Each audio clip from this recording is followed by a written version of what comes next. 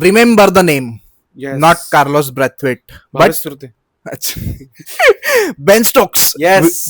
विराट कोहलीचा favourite player, आपल्या सगळ्यांचा फेवरेट प्लेअर. गल्ली गल्ली त्याची नावं घेतली जातात. ह्या काय म्हणतात, ह्या जनरेशनचा बेस्ट ऑलराऊंडर म्हणू शकतो आपण. हो. अशा बेन स्टोक्सने काल 2 दिवसापूर्वी इंटरनॅशनल क्रिकेटमधून रिटायरमेंट घेतलेली आहे. तर आपण 2 मिनिटं त्याच्यासाठी मौन ठेवूया.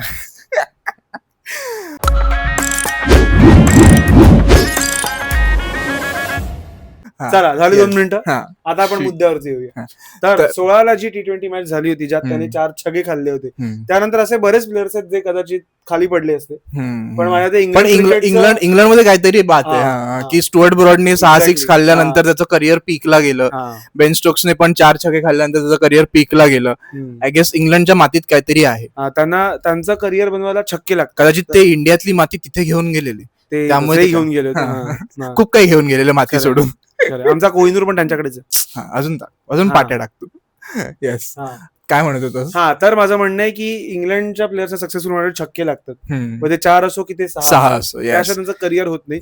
पण बेन स्टोक्सची सुरुवात त्याच्याही आधीपासून झाली होती. 2014ला बरोबर. ती जी ऍशेस आहे त्याबद्दल काय सेंचुरियन वाली म्हणतोस तू? नाही, ऍशेस लॉर्ड्स वाली. नाही, तेव्हा तर पर्थ मध्ये रिसर्च थोडा तुकडा पडला. नाही, पर्थ वाली, ज्या सिरीज मध्ये मिचेल जॉन्सनने आले होते. मिचेल जॉन्सनने त्याच्या करिअरचा पीक गाठला होता. त्यावेळी मित्रा एक प्लेअर होता इंग्लंडचा जो त्यांच्या अगेन्स्ट उभा राहिलेला. तो होता बेन स्टोक्स. त्याने 155 किती मारलेले? 120 मारले. 155 बॉल मध्ये मारलेले. आणि तो पिच मला अजून आठवतो. गल्ली क्रिकेट पेक्षा जास्त वाईट होता तो. म्हणजे मी जे फेवर ब्लॉक्स असतात आपल्या गल्ली क्रिकेटमध्ये त्याच्यावर खेळणं प्रिफर करेन त्या पिच. भूकंप आला होता पिचवर. आणि तेच पिच म्हणायचे ज्यात रायन हॅरिसने तो बॉल काढला. तोच ॲलिस्टर कुक जिथे बोल्ड झालेला तोच पिच आहे तो. आणि ती series I guess Mitchell Johnson साठीच ओळखली जाईल. आणि त्यानंतर कोणासाठी ओळखली जाईल इंग्लंडच्या साईडने, तर ते बेन स्टोक्सच्या इनिंग्स साठी आणि खूप साऱ्या रिटायरमेंट साठी पण. त्या सिरीज त्यात जे जॉन्सनने केलं होतं आणि त्यात तो नवीन होता. आणि बघशील तर त्या टीम मध्ये बरेच जसे मॅट प्रायर सोडून गेला होता, परत कोणतं स्वान सोडून गेला होता, ट्रॉट सोडून गेला होता, आणि अजून बरेच करिअर्स त्या सिरीज मध्ये संपले. त्यात बेन स्टोक्स पण एका माणसानेच संपवलेलं, मिचेल जॉन्सन. त्या मॅचला इव्हन पीटरसन ब्रॉडचं बॅटिंग करिअर संपवलं होतं. बरोबर. सो त्याच सिरीजला तिसऱ्या का दुसऱ्या मॅचला त्याला चान्स मिळाला पहिल्यांदा स्टोक्सला, आणि त्या पिचवर तो खेळला. आणि तिथे तुला दिसलं की त्याची काय ग्रीट आहे किंवा काय म्हणतो काय मेटल आहे. बरोबर. आणि मेन तर तो त्या सिरीजला मला आठवतोय तो पुढे येऊन खेळत होता. जेव्हा की एक बॉल मला आठवतोय त्या सिरीजचा प्रॉपर नेथन लायनने टाकलेला. नेथन लायनने मिडल स्टंप वरून स्लिप कडे बॉल गेला. डेव्हिड वॉर्नरने स्लिप मध्ये विकेट किपिंग केली तेव्हा. सो एवढा बॉल टर्न होत होता क्रॅक्स मधून कुठेही कुठे जातो. त्या पिचवर तो पुढे येऊन 6 मारत होता, एवढं मला आठवतंय. सो तिथे तुला काय म्हणतात, करेजियस होता त्याचं इंटेन्शन कळतं टुवर्ड्स बॅटिंग, ऍटिट्यूड कळतो तुझा.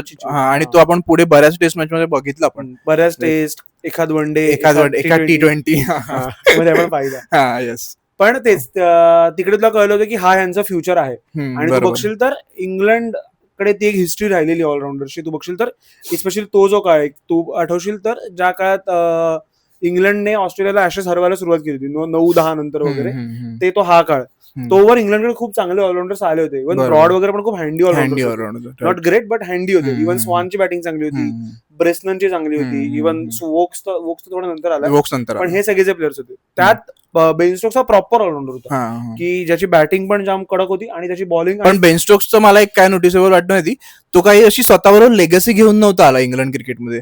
राईट. म्हणजे जसं की विराटचं बघशील तर विराट जेव्हा इंडियन क्रिकेटमध्ये आला तो एक लेगसी घेऊन आलेला की अंडर 19चा कॅप्टन आहे, वर्ल्ड कप जिंकलाय, बॅट्समन खूप जास्त चांगला आहे, हे सगळं तो घेऊन आलेला. आणि 3-4 वर्ष त्याचे झाले होते, लागले होते त्याला. एक्झॅक्टली अंडर 19 टू इकडे यायला. सो बेन स्टोक्स कडे ते बॅगेज नव्हतं कधीच की भाई मी खूप ग्रेट आहे वगैरे, ते सगळं तो घेऊन नव्हता आला. त्याने प्रॉपर बिल्ड केलंय. इव्हन मला सुरुवातीला आठवतंय पण की तो सुरुवातीच्या काळात त्याच्यावर टीका पण झालेली परत की हा कॅरी फॉरवर्ड करू शकणार आहे की नाही, म्हणजे चांगले स्टार्ट्स मोठ्यामध्ये कन्वर्ट करू शकणार आहे की नाही. त्याच्यानंतर त्याने जे काही बिल्ड केलं करिअर ते म्हणजे भाई हा दारू पिऊन बाहेर काय काय कांड करेल माहित नव्हतं आणि तो करतही होता. सो त्याचे अनकंट्रोलेबल्स होते त्याचे. हा खरंय. पण या सगळ्यामध्ये आता तू ते दारूचा विषय काढला, मला असं एक पर्सनल झालं का?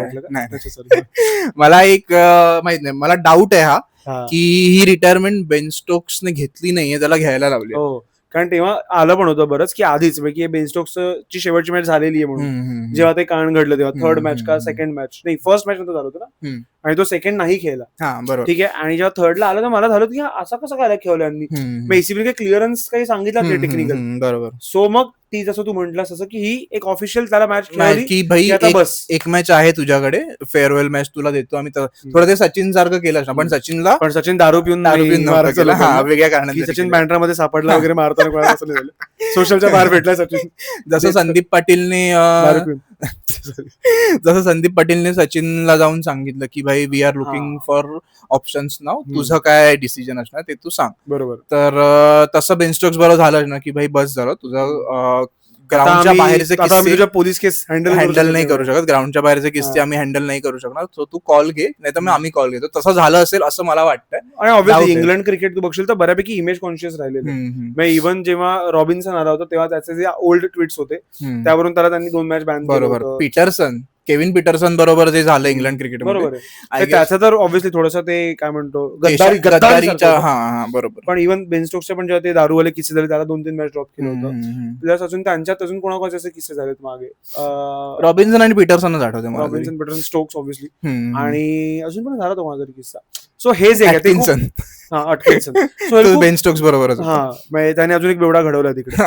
सो हे लोक खूप स्ट्रिक्ट राहिलेले. सो त्यात माझ्या मते बेन स्टोक्सने 2-3 कांड ऑलरेडी झाले होते. सो आता माझ्या मते झालं होतं, म्हणजे काय पीक गाठला होता. आणि इन जनरल स्टोक्सची कॅप्टन्सी ग्रेट चालू पण होती, तो बऱ्याच सिरीज हरला, म्हणजे प्लेअर म्हणून ग्रेट होता, पण माहिती अजून त्याकडे 2-3 वर्षाचं निदान होतं. हा बरोबर. आणि माझ्या मते की कसं सांगू, आता जिथे आता मी त्या दिवशी एक पोस्ट वाटलेली की आय गेस कोणत्या तरी क्रिकेटरनेच ते स्टेटमेंट दिलं की जिथे बॅसबॉल चालू झाला तिथेच आता संपणार आहे बॅसबॉल.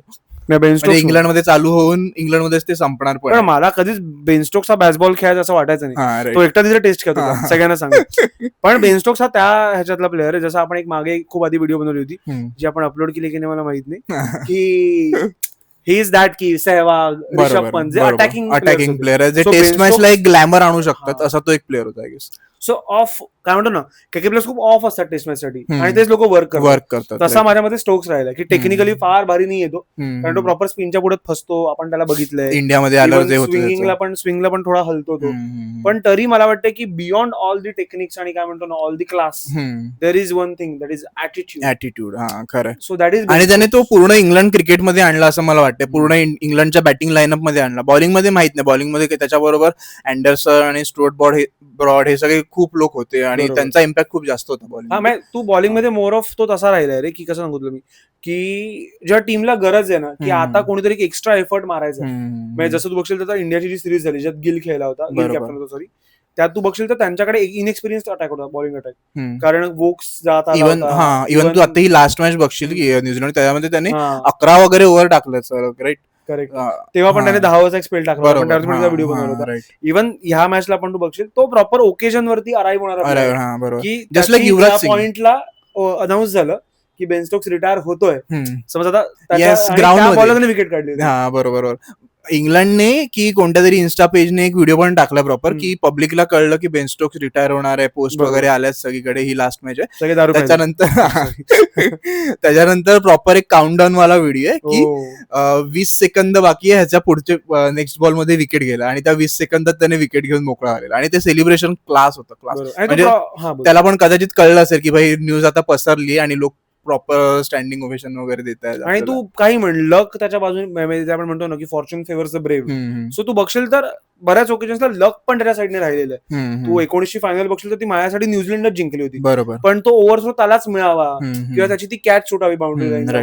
इव्हन आता हे जे तुम्हाला ही ओकेजन म्हण, सो बघशील तर त्याला इव्हन पाकिस्तान सोबत त्याने जी T20 world cup final inning केली होती 22च्या, त्यात पण त्याने 52 किती 48 बॉल मध्ये मारले होते, त्यात पण त्याला 2-3 लक त्याच्या बाजूने होतं की त्याचे बॉल मिस झाले, एज मिस झाली म्हणून किंवा रनआउट वाचला म्हणून. सो माझ्यामध्ये त्याच्या साईडने लक पण राहिलेलं आहे आणि त्याच्यावर त्याचा ऍटिट्यूड राहिलेला, बरोबर. बिकॉज आपण ज्या काळात आपण जेव्हा क्रिकेट बघतोय लहानपणापासून, तू बघशील तर इंग्लंड कधीच जिंकायची नाही. म्हणजे तू बघशील इंग्लंडमध्ये जरी क्रिकेट सुरू झालं असेल, Australia was the dominating team, त्यानंतर आफ्रिका होती खूप चांगली टीम, इंडिया पाकिस्तान चांगली टीम. एक मला इंग्लंड 2005 सोडल्यास, म्हणजे लहानपणापासून जेवढं बघतोय, ऍशेस म्हणते 2005 ते 2010 10 पर्यंत वगैरे इंग्लंड ठीकठाकच खेळत होती. त्यांनी 9-10 ॲशेस जिंकली होती. 9-10 ते त्यानंतर ते लोक पीक गाठायला चालू केलं. म्हणजे ग्रॅम स्वॉन, हे ट्रॉट वगैरे, जोनाथन ट्रॉट वगैरे जेव्हा आले त्यानंतर ते बिल्ड व्हायला चालू झालं. बरोबर. आणि माझा मुद्दा वेगळा. माझं म्हणणं की तू आपण जे क्रिकेट बघतोय त्यात कुक म्हण किंवा स्ट्राउस म्हण किंवा ट्रॉट म्हण किंवा बेल म्हण, पीटरसन जरा वेगळ्या, पीटरसन थोडा स्टोक्सच्या धाटणीचा प्लेअर पण तो पण टेक्निकली चांगला आहे. इयन बेल म्हण, हे लोक खूप ना असे टू मच इंटू टेक्निक वाले प्लेयर्स होते. बरोबर. त्याच्यात बेन स्टोक्स प्रॉपर इंग्लंडचं जे आपण इंग्लंडचं आम्ही क्रिकेट आणलं तसं ॲटिट्यूड. सो त्यात बेन स्टोक्स होता जो थोडा ऑफ प्लेअर होता. आता जोरूट पण तसा. जोरूट खूप टेक्निकल, एक्झॅक्टली बॅलन्स प्लेअर आहे. ओली पॉप बॅलन्स्ड प्लेअर आहे. सो अशात तुला बेन स्टोक्स एक व्हरायटी देतो एक, मला वाटतं.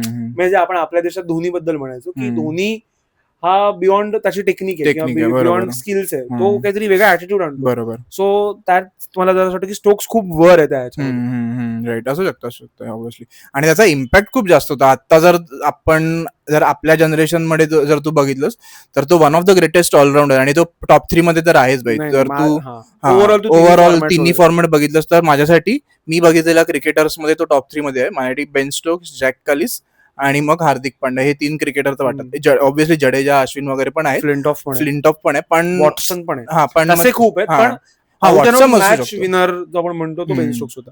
येस, असू शकतो. आणि बेन स्टोक्सच्या अजून काही इनिंग्स आहेत, जसं की ऑस्ट्रेलिया विरुद्ध आलेली 2023 ची लॉर्ड्स मध्ये 155 ची इनिंग, ऑस्ट्रेलियावर 371 हवे होते तेव्हा. आय गेस पुन्हा सेम जसं 6-7 विकेट पडलेला बेन स्टोक्सने येऊन 155 टाकले, त्यात त्याने 9 6 मारले. करेक्ट आहे. आणि तो जेव्हा आउट झाला 371 हवे होते तेव्हा काहीतरी 301 का 304 होते. हा, तेव्हा हार्डली 70-80 रन्स हवे होते. 70 असं आउट झाला होता. सो ती मॅच त्याची नाही बनली. पण त्याच्याच 4 वर्ष आधी हेडिंग्ले मध्ये एक मॅच झाली होती जी ऑब्व्हियसली ती त्याच्या करिअर बेन स्टोक्स. बरोबर. ज्यात त्याने एक तर तो शॉट एवढा कडक आहे ना, ते हेडिंग लेवलला मॅचचा विनिंग शॉट, आणि मग बेन स्टोक्स असं हे करतो आणि पाठून क्राऊड पूर्ण त्याच्या पाठून म्युझिक वगैरे लागतं. ते लाईव्हला नव्हतं बघितलं मी, हे इन्स्टावर बघितलं. म्युझिक असेल. हा, तर ती इनिंग ऑब्व्हियसली त्याचा ऍटिट्यूड आणि काय माइंडसेटचा प्लेअर आहे ते ती इनिंग डिफाईन करतो ऑब्व्हियसली. आणि जॅक लीचचा त्या मॅचला बॅटिंग बघ, 0वर खेळत होता माणूस, आणि त्याने 1 रन कधी काढला असेल? कधी? जेव्हा मॅच ड्रॉ करायची आहे, म्हणजे जेव्हा स्कोर टाय होता, तो रन जॅक लीचने त्याला काढून दिलाय. तो त्याच्या पूर्ण करिअर मधला सिंगल मोस्ट इम्पॉर्टंट रन असेल तो. इव्हन तू त्या मॅचला बघशील त्याला लक त्याच्या साईडने होतं, त्याच्या कॅचेस सुटलेला, तो रनआउट सुटणं म्हण. सो त्याच्या साईडने नशीब पण राहिलेलं आहे. तो तेवढा मोठा प्लेअर. आय गेस इंडियामध्ये तसा धोनी आहे की ज्याच्या साईडने नशीब राहिलं. बरोबर. ऑब्व्हियसली स्किल त्याच्यावर आहे ऑब्व्हियसली लकच्या, पण लक पण तेवढाच 49-51 थोडं असेल ते पर्सेंटेज वाईज. लक पण तेवढंच मॅटर करतं. आणि खास करून तर तो रनआउट तुझं बोललास जॅक लीच, नॅथन लायनचा एवढा इझी बॉल नॅथन लायनने सोडणं आणि ऑस्ट्रेलियाकडून ही चूक होणं. इव्हन मला आठवतं की बेन स्टोक्स एका बॉलला एलबीडब्ल्यू पण झाला होता, त्यानंतर रिव्ह्यू संपलेले त्याच नॅथन लायनच्याच ओव्हरला झाले. So luck favours the brave. आणि ब्रेव्ह राहा आयुष्यात. खरं. आणि दारू पण प्या, थोडी लफडी पण करा. 4 लफडी एक्स्ट्रा असल्याने काही होत नाही. करिअर मोठं असलं. बाळासाहेब बोललेले ना, तुला माहित होतं काय दारू पण लफडी करा? काय नाही की आयुष्यात काही नाही काही व्यसन तर असावं. ते बेन स्टोक्स खरं करून काय जगलास तू? ते माणसं शिशी आम्ही आम्ही सिगरेट. अरे मग कसला पुरुष तू, कसला माणूस तू, तेव्हा काहीतरी एक व्यसन तरी असावं माणसाला. बेन स्टोक्सला आहे, तो मोठा झाला आयुष्य. आता थोडी लावू इथे की स्मोकिंग आणि इंडस्ट्रियल वगैरे ठीक आहे. हा, इव्हन तू त्याच्या ह्या रिलीफ आपण ते म्हणतो ना स्वॅग किंवा दात, काय म्हणतो त्याला, थोड्या त्याला काय म्हणतात Ben Stokes gangster movements. 1900 world cup मध्ये ज्या सुपर ओव्हर होणार होती त्याच्या आधी जाऊन तो चिलिम काय म्हणतात, सिगार मारून आला. आणि इव्हन तुला थोडे नर्व्स काम करण्यासाठी काहीतरी लागत. इव्हन आय गेस त्या वर्ल्ड कपच्या फायनलच्या आधी का कुठल्या तरी ऍशेसच्या आधी त्याने एक रात्र खूप भारी असं काय म्हणतो सेलिब्रेशन केलेलं. त्याचं तो प्रत्येक मॅच आधी करतो. खूप असं शुगर डाएट म्हण किंवा खूप चॉकलेट्स म्हण, असं सगळं त्याच्याबद्दल मी वाचलं की तो थोडासा ना इथनच काहीतरी वेगळा होता प्लेअर असं मला वाटतं. Even he has suffered through depression जेवढं आपल्याला माहिती आहे. त्याचे बाबा वगैरे गेले ज्या काळात वगैरे, आणि त्याने खूप त्या सगळ्यात पण त्याने खूप बॅटल केले. बाबा गेले की बाबा आजारी मला लक्षात नाही, पण ठीक आहे असतील माहित नाही. बेंजामिन अँड्रू आहेत की नाही आम्हाला माहित नाही, पण तो मधल्या काळात डिप्रेशन मध्ये पण होता असणार. आता एवढे कांड केल्यानंतर माणसाने जावंच डिप्रेशन, म्हणजे थोडं सेल्फ रिअलायझेशन व्हावं माणसाला, पण नाही झालेलं आहे त्याला, त्यामुळे त्याची रिटायरमेंट आलेली आहे. खरं हे काय ट्रोलिंग व्हिडिओ आहे की मला पण त्याच्या तुझ्या- करिअरचं आपण हे तुझ्या करतोय? वाक्यात खूप मला इन्सेन्सिटिव्हिटी दिसली, पण ठीक आहे काय. नाही, पण त्याचे बघणार कांड मी. पण तसेच होते ना, जरी तो प्लेअर म्हणून खूप मोठा होता. ते आहे रे की तू नट म्हणून तर हे तो आलंय. बिग कार्ड आहे पण तो माणूस नी आणि बेन स्टोक्स ट्रोलिंग व्हिडिओ होते. Ben Stokes was really Australian kind of player. त्यांच्याकडे ऑब्व्हियसली फ्लिंटॉफ, अच्छा त्यांचे 3 ऑलराऊंडर्स मोठे, इयन बॉथम, अँड्रू फ्लिंटॉफ आणि आपला हा बेन स्टोक्स हे 3 ऑलराऊंडर्स आहेत त्यांच्याकडे. सो त्या तिघांमध्ये तू बघशील तर स्टॅट्स मध्ये डिफरन्स असा असेल की तू म्हणालास की जर तू ऍव्हरेज काढायला गेलास तर ऑब्व्हियसली बेन स्टोक्स हा माझ्या सगळ्यात वर, तुझ्या माझ्यामध्ये पण इम्पॅक्ट वाईज. पण तेच आपण इयन बॉथमला बघितलं नाहीये, त्याला बॉलिंगचे स्टॅट तू मगाशी दाखवले, इयन बॉथमचे खूप जास्त चांगले, त्याच्या काहीतरी 24 का 34 5 विकेट्स 27 5 विकेट्स आहेत आणि 4 10 विकेट्स आहेत त्याच्या. सो त्यामध्ये बेन स्टोक्स मागे, त्यामध्ये बराच मागे बेन स्टोक्स, पण बॅटिंग मध्ये इयन बॉथमचे पण 3-4 5,000च्या आसपास रन्स आहेत, जेव्हा की बेन स्टोक्सचे 7,000-7,500 रन्स आहेत, 7,000च्या आसपास रन्स, 7,200 आणि फ्लिंटॉफ आय गेस ठीकठाक आहे त्यामध्ये, पण तो टॉप 3 मध्ये येतो. फ्लिंटॉफची बॉलिंग यू कांट, आपण तर फ्लिंटॉफची बॉलिंग बघितली. सो फ्लिंटॉफ हा बॉलिंग मध्ये स्टोक्सच्या खूप वर होता, बरोबर, इव्हन बॉथम बॉलिंग मध्ये खूप वर होता. पण ओव्हरऑल इम्पॅक्ट बघशील, कारण की ज्या हिस्टॉरिक मॅचेस जर कोणाच्या नावावर जास्ती राहिले आहेत तर तो ऑब्व्हियसली बेन स्टोक्स, कारण 92च्या वर्ल्ड कपला इयन बॉथम होता नाही तर माहित नाही मला, लक्षात नको बोलायचं नसला तर. नाही, पण आता त्याला बघितलं नाही आपण, त्यामुळे एवढं बोलू नाही शकत, पण आपण बघितलं तर मॅच विनर स्टोक्सच आहे ऑब्व्हियसली. प्रत्येक काळात जसं आपण मगाशी म्हटलं की त्यांच्या काळात कपिल देव होते, इयान बॉथम होते, वसीम अक्रम होते, इव्हन आपल्या आधीच्या काळात पाकिस्तान मधले प्लेयर्स होते, रजाक बिजाक होते, किंवा कोणते आपले कॅलिस होता, इव्हन बरेच ऑलराऊंडर्स मोठमोठे वेस्ट इंडिजचे बरेच राहिले. त्यानंतर आपल्या काळात जर कोणी खूप मोठा लेजेंडरी ऑलराऊंडर असेल तो बेन स्टोक्स आहे. आणि त्यानंतर मग खाली सगळे येतात, हार्दिक पांड्या वगैरे जे काही असेल. हार्दिक पांड्याने टेस्ट मध्ये तेवढं चांगलं केलं नाहीये. मी तर हार्दिकच्या वर सिराजला रेट करीन for the attitude. Sir view Richards पण सिराजला, सर व्ह्यू सिराज किंवा मोहम्मद रिचर्ड्स. आणि अजून एक इनिंग आहे त्याची बेन स्टोक्सची, साऊथ आफ्रिकेमध्ये त्याने 250 टाकलेले, साऊथ आफ्रिकेमध्ये केपटाऊनला जाऊन, आणि ती तर आय गेस 100च्या वर स्ट्राईक रेटने खेळलाय त्याने. काहीतरी 158 बॉल मध्ये 158 का 163 बॉल मध्ये डबल सेंचुरी मारली. आणि त्यावेळी तू बघशील तर आफ्रिकेची टीम ती होती, त्यात ख्रिस मॉरिस पण होता, पण त्या बॉलिंग मध्ये म्हणतो तो T20 चांगलाच होता. फिलेंडर, मॉर्केल, रबाडा नवीन होता. सो त्यांचा अटॅक पण चांगला होता, आणि आफ्रिकेत सिरीज होती. सो ती सिरीज ऑब्व्हियसली आफ्रिकेने हरली 2-1ने, इंग्लंड जिंकली ती सिरीज. पण त्या सिरीज मध्ये पुन्हा तेच की बेन स्टोक्सचा क्लास होता त्या सिरीज मध्ये. 2016 आली, आणि सो त्यात पण तू बघशील तर तो ज्या पद्धतीने स्पिनर्सला काय म्हणतो स्लॉक करतो पुढे येऊन, तेच आहे 2014ला ते त्याने ऑस्ट्रेलिया विरुद्ध केलेलं पुढे येऊन पेलणं, तेच त्याने ह्या इनिंग मध्ये पण केलं, आणि साऊथ आफ्रिकन विकेट्स जिथे की बाउन्स खूप जास्त. करेक्ट. आणि त्या काळात असं मला वाटायचं, तुला माहित नाही, तू बघितलंस की नाही, मला वाटतं की मला हा ना काही दिवसांनी असा फसणार. एक्झॅक्टली. मला, आणि त्यानंतर ती T20 वर्ल्ड कप पण झाला, ज्यात त्याला 4 छगे पडले, पण आय गेस तेच परसिव्हिरन्स त्याचा खूप चांगला होता, आणि तो नंतर ग्रेट होतच गेला अजून. बरोबर, तेच मी काय, तू जे म्हणते ते मला त्याच्या करिअरच्या सुरुवातीला वाटतं की यार याला निघून जाईल. इव्हन त्याची इंडिया मधली पहिली सिरीज होती, तिथे पण तो ठीकठाक खेळून गेला, इंडियात नाही एवढा चांगला. इव्हन आता लास्ट सिरीजला पण बॅटिंग मध्ये 1-2 इनिंगच चांगल्या 4-5 मॅचची जी काही सिरीज होती इंडियामध्ये त्यात. सो मला त्याच्या करिअरच्या सुरू असं नाही यार, हा एवढा नाही टिकणार, हा आउट होतो लगेच. करेक्ट. त्यामुळे पण little did I know, especially Ashes गाजवल्या आणि त्याने मोठ्या टुर्नामेंट गाजवल्या. तेच ते जे युवराज सिंग इंडियासाठी होता की भाई मोमेंटला आम्ही क्लिक करणार. युवराज सिंग जसा T20 वर्ल्ड कपला क्लिक झाला, 2011च्या वर्ल्ड कपला क्लिक झाला, तसंच 7च्या वर्ल्ड कपला 7च्या तेच म्हणतो हा T20 वर्ल्ड कपला. सो तेच आहे की बेन स्टोक्सचं पण इंग्लंडसाठी तो युवराज सिंगचं हे कर आणि तो पण ऑलराऊंडर आहे युवराज सिंग. आणि युवराज सिंगचं तू बघशील तर फक्त 11च्या वर्ल्ड कपला त्याने बॉलिंग केली मेजर लीग बघशील. बरोबर स्टोक्सने थ्रू आउट हिज करिअर चांगली बॉलिंग बरोबर. येस. आणि जे जसं तू म्हणाला की इव्हन त्याचं मध्ये हे पण आलेलं इंडिया बरोबर जी आता लास्ट सिरीज झाली इंग्लंडमध्ये त्याच्या आधी त्याचं हे पण ठरवतं की तो बॉलिंग नाही टाकणार किंवा टाकेल की नाही माहित नाही. त्यानंतर येऊन त्याने 10 ओव्हरचे स्पेल टाकलेत एका वेळी on the trot. So obviously ऍटिट्यूडचा पैसा आहे. त्याने त्या एका मॅचला गिलला आउट केलं 2-3 त्याने जेव्हा की पार्टनरशिप लागलेली तेव्हा त्याने गिलला आउट केलं त्या मॅचला. आणि ही इज दॅट गाय की जो त्या म्हणतो ना he has never shied away from काय म्हणतो ना प्रेशर त्याने नेहमी ते प्रेशर घेतले. आता अजून त्याची एक इनिंग आहे 19च्या वर्ल्ड कपची. तुझ्या टेस्ट इनिंग संपल्या त्याच्या काय? हा ऑलमोस्ट संपलं. हेडिंग्ले आपण बोललो ना हेडिंग्ले बद्दल बोलायचं आहे मी त्याला आपण रेफरन्सेस दिले. ठीक आहे.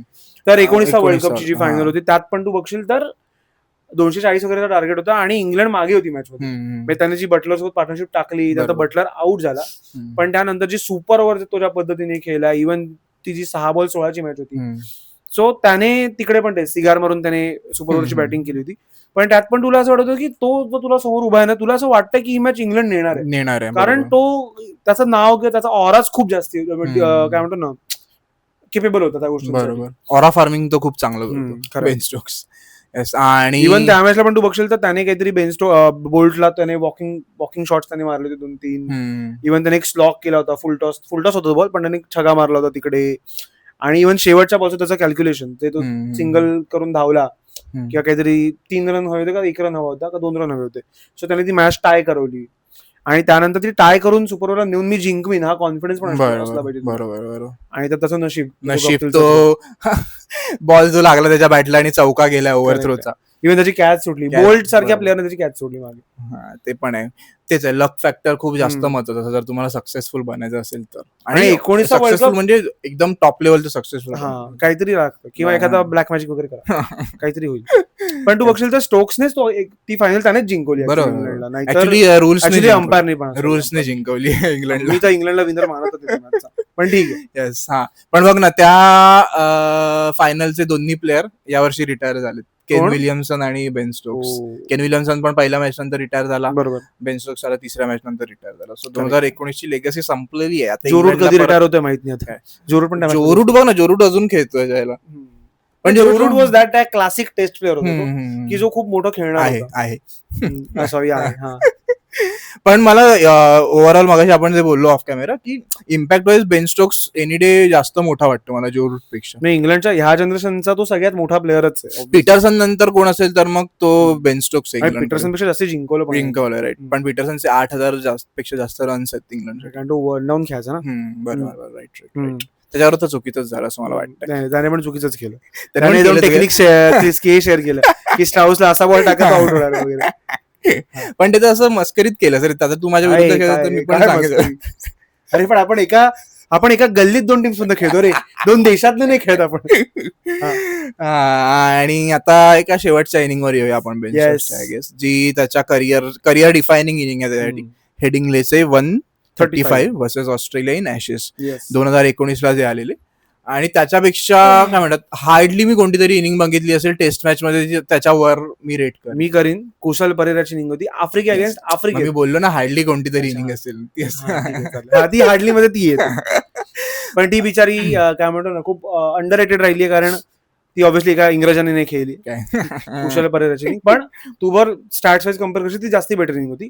पण आपण स्टोक्स वरती आता स्टिक करूया. येस. त्या इनिंग मध्ये पण इंग्लंडला 359 चेस करायचे होते ऑस्ट्रेलिया विरुद्ध. आणि त्याने शेवटच्या विकेट बरोबर जॅकलिश बरोबर जी पार्टनरशिप टाकली आहे आणि कमाल भाई 76 रन्सची त्याने पार्टनरशिप टाकलेली जॅकलिश बरोबर. आणि जॅकलिशने पण 76 रन मध्ये 1 रन मारला मित्रांनो. सो 75 रन्स त्यात बेन स्टोक्सचे होते. आणि त्या इनिंग मध्ये पण आपण जसं मगाशी बोललो की लक फॅक्टर खूप मोठं होतं बेन स्टोक्स. त्याच्या ऍटिट्यूड आणि ह्या सगळ्या गोष्टींबरोबरच की भाई मी घेऊन जाणार मॅच त्याचा ऍटिट्यूड होता. त्याच्या 2-3 कॅच ड्रॉप झाल्या. इव्हन त्या लॉर्ड्सच्या इनिंग मध्ये पण 2-3 कॅच ड्रॉप केल्या. स्टीव्ह स्मिथने त्याची कॅच ड्रॉप केली त्या लॉर्ड्सच्या इनिंग मध्ये. एक स्टार्कने ड्रॉप केली. सो ह्या मॅचला पण सेम झालेलं. एक रनआउट मिस झाला झाला जॅक लीचचा, त्याच्यामुळे इंग्लंड जिंकली. हम्म. येस, LBW तो झाला तेव्हा त्यांचा रिव्ह्यू नव्हता, संपले संपले होते. बाय द वे तो LBW आउट होता. हा, आउट होता मी बघितलं होतं.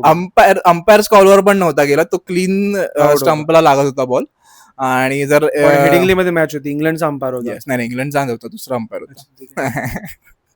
तर त्या इनिंग मध्ये पण जर तू बघशील तर तो अटॅकिंगच खेळ, त्याच्याकडे दुसरा काही ऑप्शन होता. पूर्ण फील्ड स्प्रेड झाली, तुला 6 आणि 4 वरच खेळायचं. त्यात तो कॉन्फिडेंटली पुल शॉट्स त्याच्याबद्दल स्टार्कला उचलला होता. आणि तू स्टारच्या पेसला पुल करणं सोपं आहे, पण मागे प्लेअर असताना तू ते रिस्क घेणं आणि तो क्लिअर करत होता प्रॉपर. इव्हन तो रिव्हर्स स्वीप मारत होता. सो तो खूप ब्रेव्ह प्लेअर आपण जे म्हणतो, तो ब्रेव्ह. ही इज द काय म्हणतो ना, या जनरेशनचे काय म्हणतो ना, काही आयडियल प्लेयर्स असतात की आपल्याला ह्याच्यासारखं बनायचं असं म्हणणारी पोरं येतात पुढे जाऊन. पण ऑन द फील्ड, फक्त ऑफ द फील्ड नाही, ऑफ द फील्ड ते तर लोक करतातच. म्हणजे जसं की विराट असेल किंवा अजून जगाच्या पाठीवरचे जे प्लेयर्स आहेत, केन विलियमसन, केन विलियमसन ते जेंटलमॅन आहे, इज अ जेंटलमॅन. सो अशा प्लेयर्स मध्ये त्याचं नाव असणार खूप. हार्दिक पांड्या पण असतील. तर ती आय गेस ती इनिंग मी लाईव्ह बघितलेली त्याची 2014ची जी 2019ची जी हेडिंग गेला होता इंग्लंडला. काय नाही जायचं, पण कधीतरी जायचंय मला लॉर्ड्स वर जाऊन किंवा ओव्हल वर जाऊन.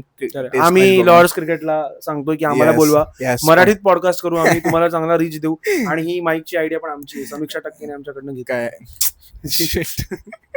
हे तुला का बोलायचंय, तू थोडी कॉपीराईट टाकलंय. असो, अरे टाकू शकतो आपण. अरे सॉरी.